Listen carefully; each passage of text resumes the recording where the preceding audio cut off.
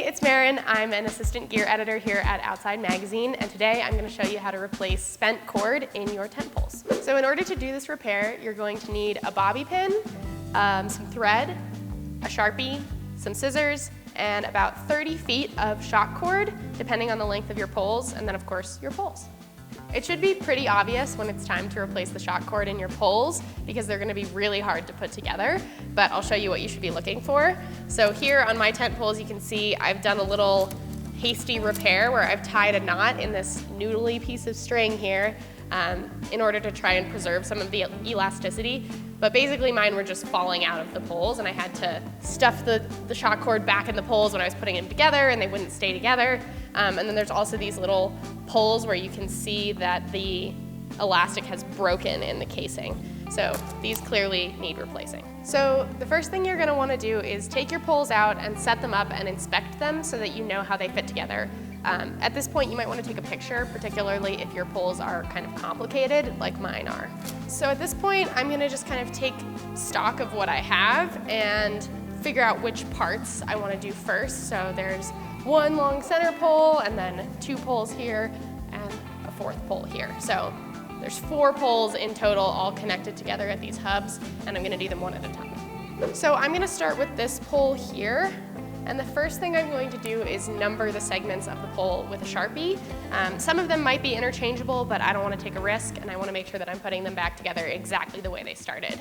So I'm going to number them from this end of the pole so that I know that all of the numbers should be on my right.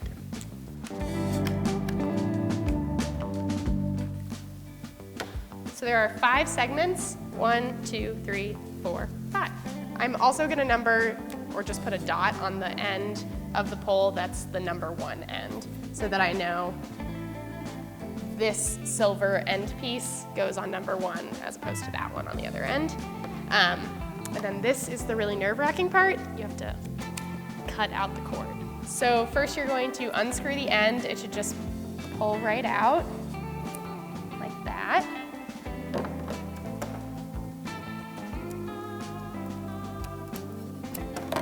And there we go. And then I'm just going to disassemble the whole pole.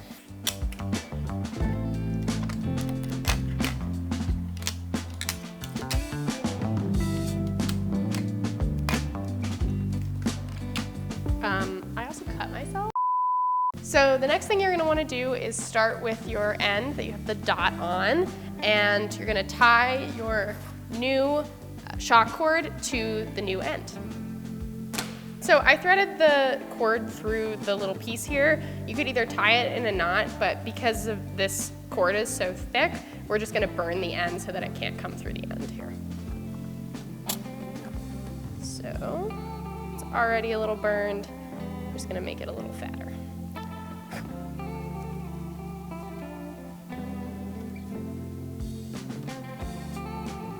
And you can see right here that once it cools down, you're not going to be able to slide this off the end. So next you're going to take the other end of your shock cord and start threading it through the poles.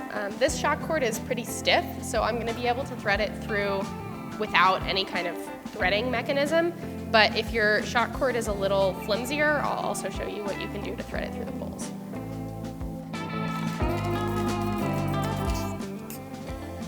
There we go. One end done. And I'm just going to repeat that with all of the poles in order, making sure to keep the numbers on the same side. So you're going to use your bobby pin sort of like a needle to pull the thread through, and then you can use the thread to pull your shock cord through. So first of all, you're going to want to get a piece of thread that's longer than your pole segment.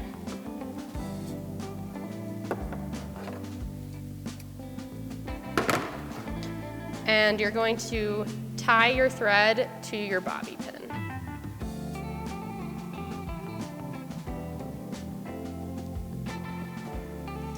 And then you're going to tie the other end of the thread to the end of your shock cord.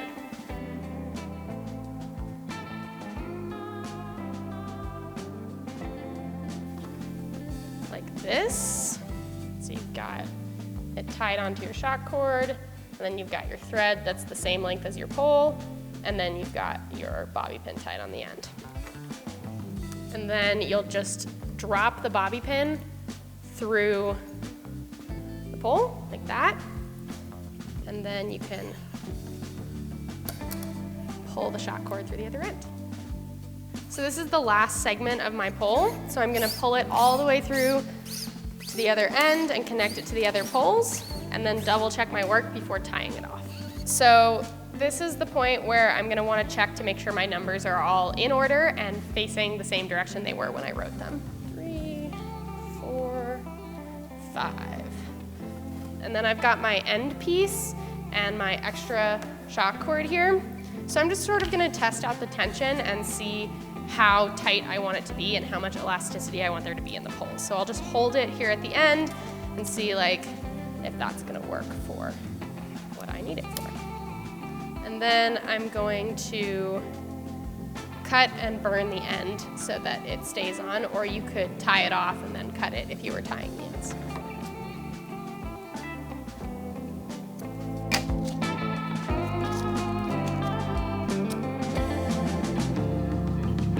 So then you're just gonna want to put your cord back in and screw in the end, and then test it out, and you're done with your first pole.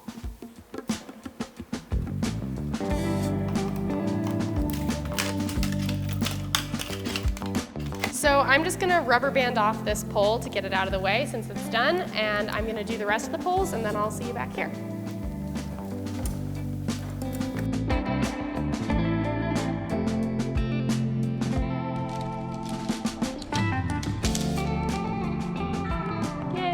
So those are the basics on how to replace the shock cord in your tent poles. Thanks for watching, and we'll see you next time.